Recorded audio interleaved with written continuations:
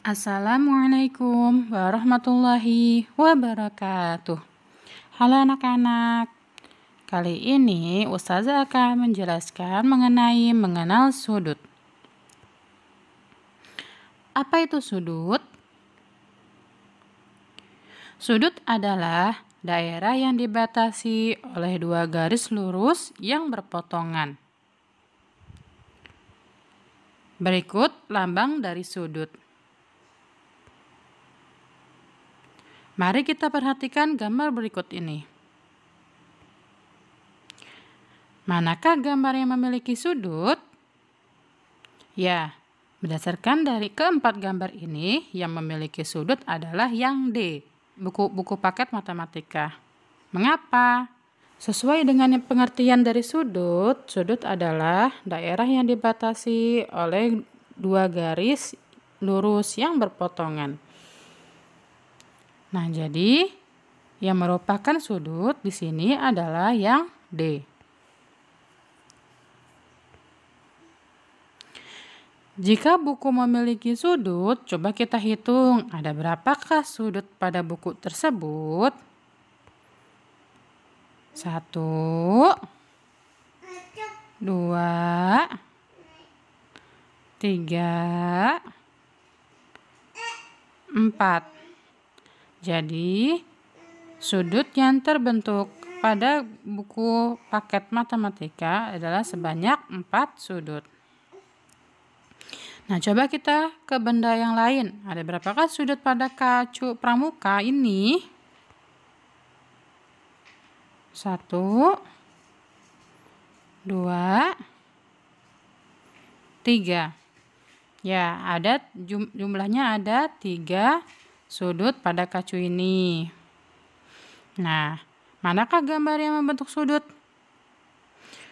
Berdasarkan keempat gambar yang di sini, gambar yang A itu garisnya melengkung, yang B juga garisnya melengkung, yang C melengkung, yang D tepat sekali, berarti yang termasuk sudut adalah yang D.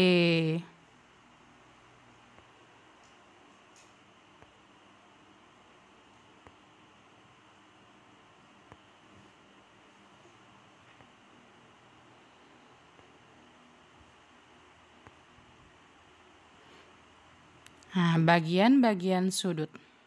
Di sini bagian-bagian sudut terbagi menjadi 3, titik sudut, kaki sudut, dan nama sudut. Nah, mana yang disebut dengan titik sudut? Nah, yang merupakan titik sudut adalah yang B sebagai tumpunya, ya, titik sudutnya yang biasanya ada di antara kedua garis yang berpotongan. Nah, itu disebut titik sudut yang B. Nah, bagaimana yang kaki sudut? Nah, yang kaki sudut adalah yang BA, garis BA, dan garis BC. Jadi, kaki sudutnya ada 2, BA dan BC. Yang ketiga, nama sudut. Nah, dari sudut yang sudah ada di gambar ini, adapun nama sudutnya A, B, C. Jadi ketika kita menamakan sudutnya itu harus dari ujungnya, hurufnya ya. A, B, C. Atau C, B, A. Nah, kalau misalnya menulis nama sudut itu juga titik sudutnya harus ada di tengah-tengah. Ya, kayak sudut A, B, C. Nah, B-nya ini ada di tengah-tengah. Terus sudut CBA, B-nya ini ada di tengah-tengah. Jadi menuliskannya titik sudut itu harus ada di tengah-tengah. Ya, huruf-huruf titik sudutnya itu harus ada di tengah-tengah. Terus menamakannya juga harus berurutan ya. A, B, C atau CBA.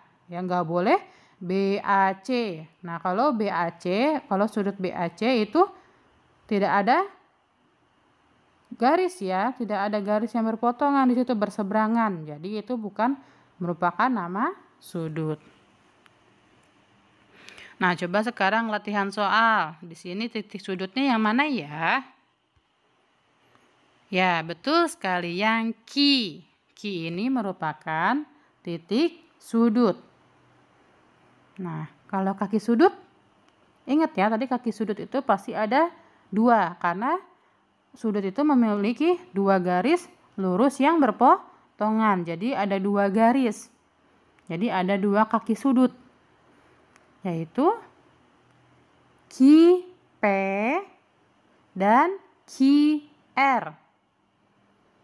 Garis QP dan QR. Ya, ini merupakan titik sudut.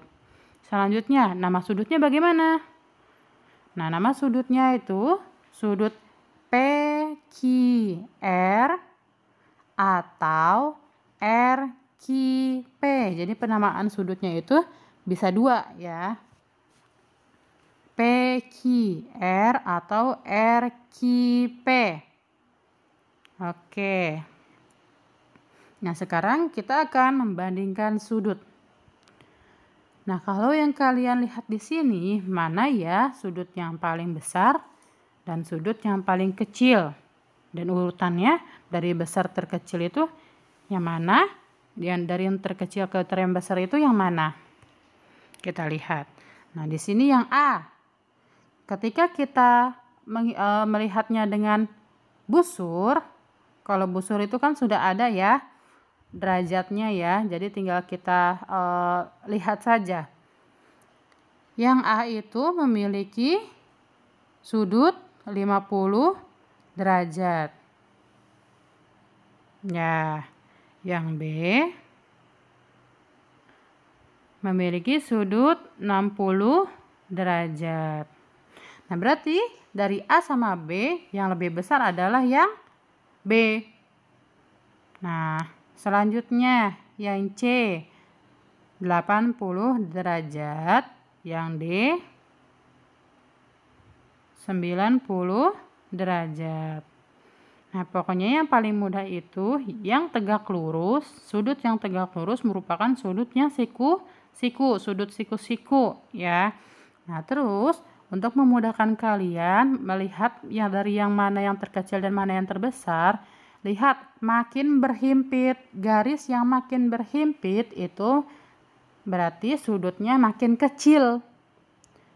Nah, ketika garis membuka lebar, garis yang satunya membuka lebar, itu berarti sudutnya akan semakin besar.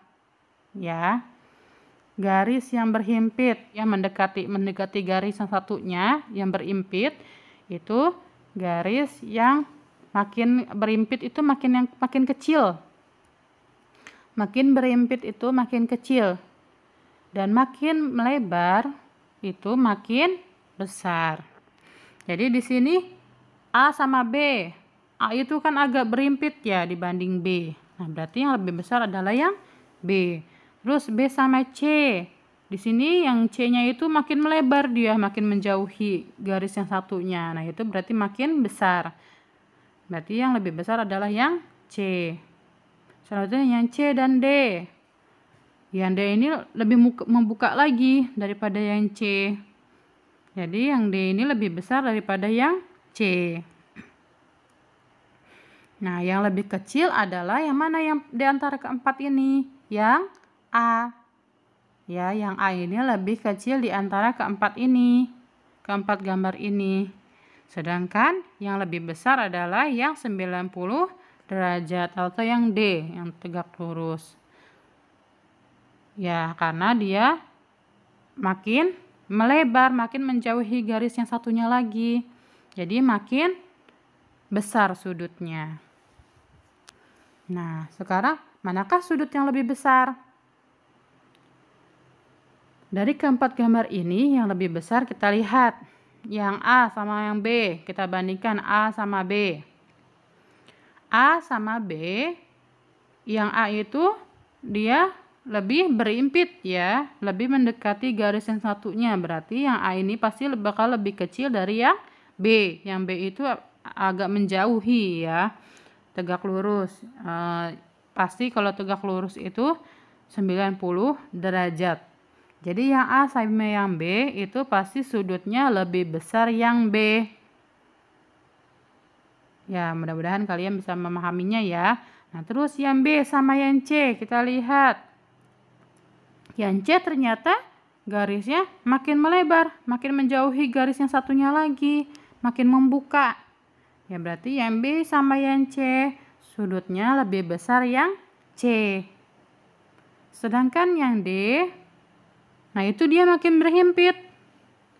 Mendekati garisnya yang satu lagi ya, makin berimpit. Berarti yang D itu pasti lebih kecil dibandingkan yang C. Berarti dari keempat gambar di sini, yang lebih besar adalah sudut yang lebih besar adalah sudut C. Sedangkan yang lebih kecil, mana yang lebih kecil dari keempat ini? Nah, kita lihat yang lebih kecil itu kan yang makin berimpit. Nah, sekarang kita lihat yang A sama yang D. Yang A sama yang D ini kan mendekati garis yang satunya lagi ya, berimpit ya. Nah, kita lihat A sama D. Dari gambar A sama D, kira-kira yang mana yang lebih kecil sudutnya? Nah, yang lebih kecil adalah yang D. Nah, yang kita lihat di sini yang D ini dia makin kecil, makin berimpit, makin mendekati garis yang satunya lagi dibanding yang A. Jadi yang lebih kecil di antara keempat gambar ini adalah yang D. Alhamdulillah cukup sampai di sini dulu ya untuk materi hari ini. Semoga kalian memahaminya dengan baik. Wassalamualaikum warahmatullahi wabarakatuh.